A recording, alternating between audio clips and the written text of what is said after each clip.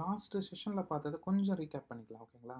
இப்போ வந்து ஒரு ப்ரோகிராம் இருக்கு. அந்த ப்ரோகிராம் இன்ஸ்ட்ரக்ஷன்ஸ் எல்லாத்தையும் நீங்க எழுதி வச்சிருக்கீங்கன்னா, அத வந்து ஹார்ட் டிஸ்க்ல வச்சுப்பீங்க. இது வந்து ஈக்குவலன்ட் டூ நீங்க இப்போ உங்களுடைய மெய்டு கிட்ட என்னென்ன வேலை செய்யணுங்கிறதெல்லாம் எழுதி ஒரு சாம்பார் ரெசிபினா, அந்த சாம்பார் ரெசிபி தூக்கி உங்களுடைய ஸ்டோர் ரூம்ல ஒரு இடத்துல வச்சிருக்கீங்கன்னு சொன்னேன் இல்லைங்களா? அதுதான் அது.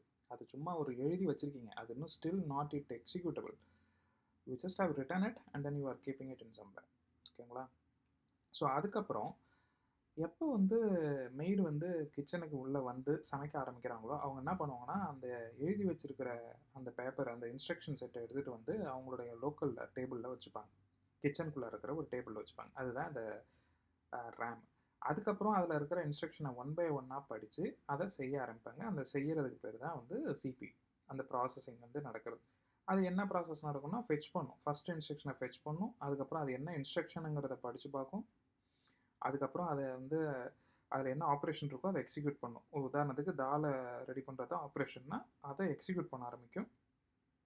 அதுக்கப்புறம் அந்த எக்ஸிக்யூட் பண்ண ரிசல்ட்டை ஒரு கண்டெய்னரில் மாற்றி அந்த தால் ப்ரிப்பேர் ஆன தாலை ரெடி பண்ணி வச்சு ஸ்டோர் பண்ணி வைக்கும். இது ஃபஸ்ட் இன்ஸ்ட்ரக்ஷன். ரெண்டாவது இன்ஸ்ட்ரக்ஷன் அதே மாதிரி என்ன இருக்கோ அதை அதே மாதிரி போயிட்டு இந்த ஒரு ஹோல் சைக்கிள் ரன் பண்ணி செய்ய ஆரம்பிக்கும்.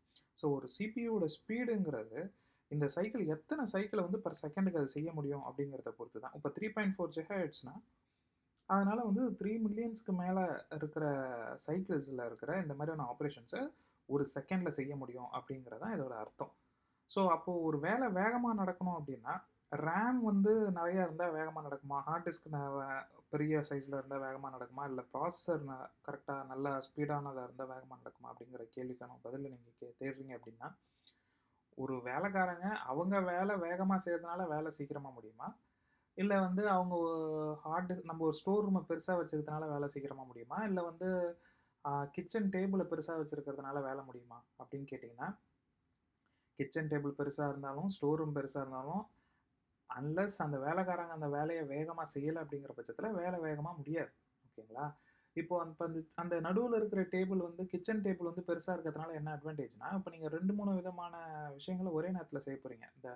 அப்படின்னும் போது அந்த வேலைக்காரங்க would be able to do lot of things. வெறும் பிரியாணி மட்டும் தான் அவங்க வந்து ஒரு டைமில் செய்வாங்கன்னு அவங்களுடைய பொட்டென்ஷியல் வந்து அதை விட அதிகம். அவங்களால வந்து ஒரே சமயத்தில் பிரியாணியோ இல்லை சைட் டிஷ்ஷோ இல்லை வந்து ஃப்ரையோ செய்ய முடியும் அப்படிங்கிற பட்சத்தில் she is capable of doing it. But உங்களோட ரேம் சைஸ் சின்னதாக இருக்குது அப்படிங்கிற பட்சத்தில் ஒரு நேரத்தில் வந்து உங்களுக்கு பிரியாணிக்கு தேவையான பொருளை மட்டும்தான் எடுத்துகிட்டு வந்து உங்களோட கிச்சன் லோக்கல் டேபிளில் வைக்க முடியும். அப்போது அடுத்து வந்து சைட் டிஷ் செய்யறதுக்கான விஷயங்களையும் வைக்கிறதுக்கு உங்களோட ரேம் டேபிளில் இடம் இல்லை அப்படிங்கிற பட்சத்தில் அவங்க பொட்டென்ஷியலாக இருந்தாலும் அந்த ரேம் டேபிள் இல்லாதனால செய்ய முடியல. அந்த மாதிரியான சூழ்நிலையும் வரலாம். ஓகேங்களா?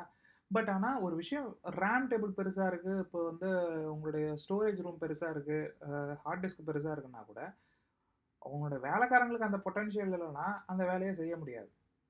ஒரு உதாரணத்துக்கு உனக்கு 10 அப்ளிகேஷன் உன்னோட ஃபோனில் ஓப்பன் பண்ணுறதுனா 10 அப்ளிகேஷனும் பேரலாக உன்னால் ஓப்பன் பண்ண வைக்க முடியும்.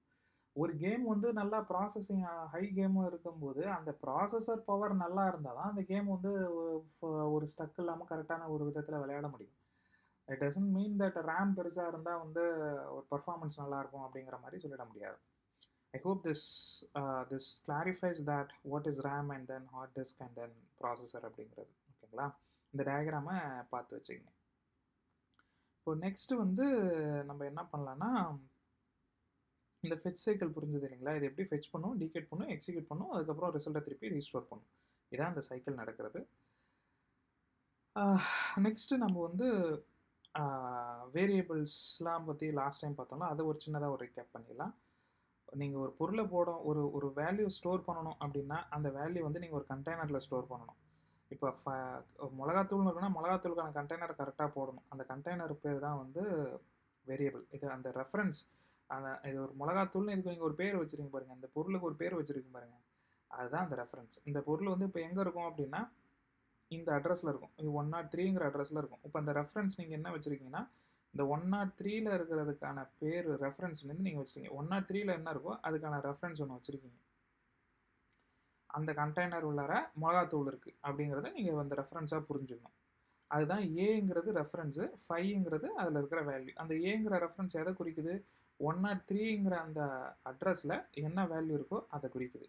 இதுதான் வேரியபிளுங்கிறது. இப்போ டேட்டா டைப்புங்கிறது எதுக்கு அப்படின்னு பார்த்தீங்கன்னா இது என்ன டைப் ஆஃப் கண்டெய்னரா இருக்கணும்? ரெக்டாங்குலரா இருக்கணுமா? இல்ல இந்த மாரியான டப்பாவா இருக்கணுமா? அப்படிங்கிறத வந்து it depends on what is you are going to have அப்படிங்கிறத பொறுத்து you should decide your container. அப்பதான் வந்து எஃபிஷியன்ட்டா உங்களுடைய மெமரிய வந்து நீங்களால யூஸ் பண்ண முடியும், யுட்டிலைஸ் பண்ணிக்க முடியும்.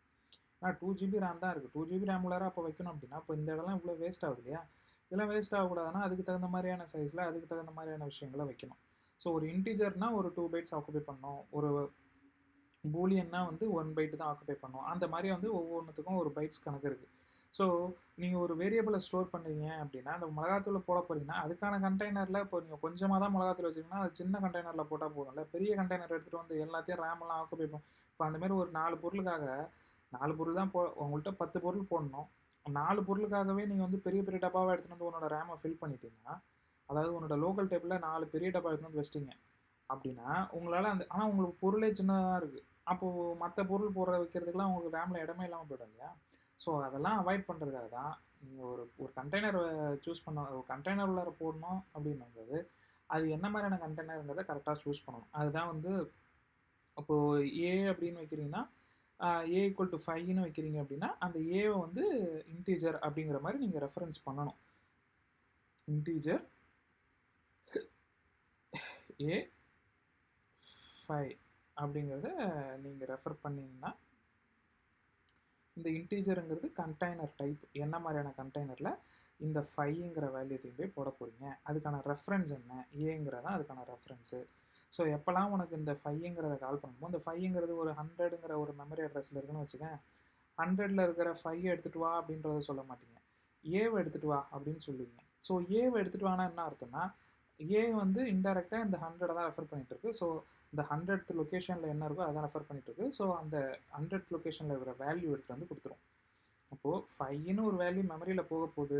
அந்த 5ங்கிற வேல்யூ 100ல வந்து 100ங்கிற மெமரி லொகேஷன்ல போயிட்டு விழுது அப்படின்னா, அந்த 100ங்கிற மெமரி லொகேஷனோட ரெஃபரன்ஸ் அத தான் இந்த ஏங்கிறது டினோட் பண்ணிட்டு இருக்கு. ஸோ எப்பலாம் நீங்க ஏ ஈக்குவல் டூ 5ன்னு செட் பண்றியோ, 5ங்கிற ஒரு வேல்யூ மெமரியில போயிடுச்சு. அதுக்கான லொகேஷன் 100ங்கிற லொகேஷன்ல இருக்கு. அத எப்பலாம் நீங்க திருப்பி ஏன்னு கூப்பிடுறீங்களோ, அப்ப என்ன பண்ணும், இந்த லொகேஷன்ல இருக்கிற இந்த 5ங்கிற வேல்யூ எடுத்து வந்து குடுக்கும். இதுதான் இந்த வேரியபிள். டேட்டா டைப்னா என்னன்னு பார்த்துட்டீங்க. ஓகேவா? இப்ப அடுத்து நம்ம ஃபங்ஷன்ஸ்னா என்னன்னு பார்ப்போம். ஃபங்ஷன்ஸ்னா ஒண்ணும் இல்ல. இப்ப நம்ம ஏற்கனவே ஃபர்ஸ்ட்டு பேசிட்டு இருந்த மாரியே, ஒரு மெய்ட நீங்க வேலைக்கு வச்சிருக்கீங்க. அவங்க சின்ன சின்ன வேலைகள செய்றதுக்கு அந்த ஒரே ஒரு மெய்டே போதுமானது. உங்க வீட்ல வந்து ஒரு நாளைக்கு நீங்க சமைக்கிறதுக்கு அது போதுமானது. ஆனா ஒரு பெரிய கல்யாணம், இல்ல ஒரு பெரிய ஈவென்ட் அப்படின்னும்போது, இந்த ஒரே மெய்டால எல்லாத்தையுமே செய்ய முடியாது. ஸோ அப்ப இவங்க என்ன பண்ணுவாங்கன்னா, இவங்க கூட ஒரு 4, 5 மெய்ட வந்து நீங்க வச்சுப்பாங்க. அத நீங்களே ரெஃபர் நீங்களே சொல்லிடலாம். அப்போ இவங்க வந்து ஃபர்ஸ்ட்டு வந்து இவங்களோட வேலை என்னன்னா, இவங்க இந்த 4, 5 பேர் வச்சிருக்காங்கல்ல, அப்போ ஒரு ஸ்டிர் பண்றதுக்கு ஒருத்தவங்கள வச்சிருக்காங்க, டீப் ஃப்ரை பண்றதுக்கு ஒருத்தவங்க வச்சிருக்காங்க, வெஜிடபிள் கட் பண்றதுக்கு ஒருத்தவங்கள வச்சிருக்காங்கன்னா, இவங்க இந்த வெஜிடபிள் கட் பண்றவங்கள்ட்ட பேசி, அவங்கள்ட்ட ஒரு இன்புட்ட குடுத்து, அந்த இன்புட்டோட ரிசல்ட்ட வாங்குவாங்க. இப்போ வந்து இந்த வெஜிடபிள் கட் பண்றவங்க ஆனியன் கட் பண்ணணும்னா, பிரியாணிக்கு ஆனியன் கட் பண்ணணும் அவங்க தான். சாம்பாருக்கு ஆனியன் கட் பண்றதும் இவங்க தான். பிரியாணிக்கு எப்படி கட் பண்ணணும், சாம்பாருக்கு எப்படி கட் பண்ணணும் அப்படிங்கிறதெல்லாம் ஏற்கனவே இவங்கள வேலைக்கு வைக்கும்போதே, இவங்க வந்து இந்த சீஃப் குக் வந்து இவங்கள்ட்ட சொல்லிருவாங்க. ஸோ அப்போ வந்து இவங்கள்ட்ட வந்து ஒரு பேப்பர் குடுத்துருப்பாங்க. இவங்கள்ட்ட ஒரு இன்ஸ்ட்ரக்ஷன் செட் குடுத்துருப்பாங்க. அந்த இன்ஸ்ட்ரக்ஷன் செட்ல என்ன இருக்குன்னா, if I ask for biryani, cut the onion in some manner. Else